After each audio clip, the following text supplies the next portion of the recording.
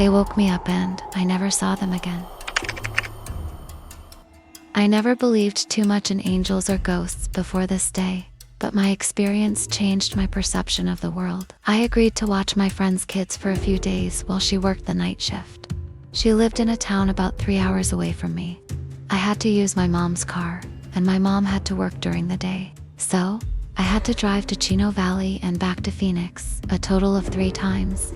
It was my last day, and I was driving home for good. I was very tired, and my infant son was sleeping in the back seat. It was about 1 a.m., and I was doing all I could to stay awake, including singing at the top of my lungs and having the AC blow in my face. I had reached the overpass on the 101 freeway entering Phoenix, which meant I only had 20 more minutes to go.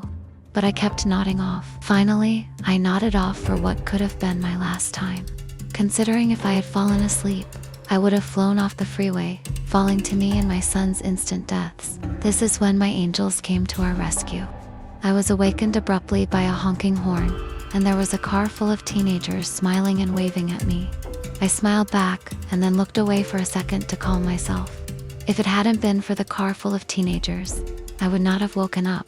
Then, I looked right back over, and the car was not there. It was gone. There were no roads for it to turn off onto. The nearest exit was a mile away. It wasn't until then that I started thinking about this. I had just fallen asleep, so I didn't get to the point of swerving. Also, they were to the right of me, and it was night, so it would have been impossible to see that my eyes were closed, or even that my head was hanging downward. I can still picture them smiling and waving at me. They had so much expression.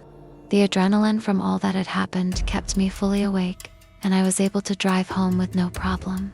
I thank God and my angels for saving me and my son that day.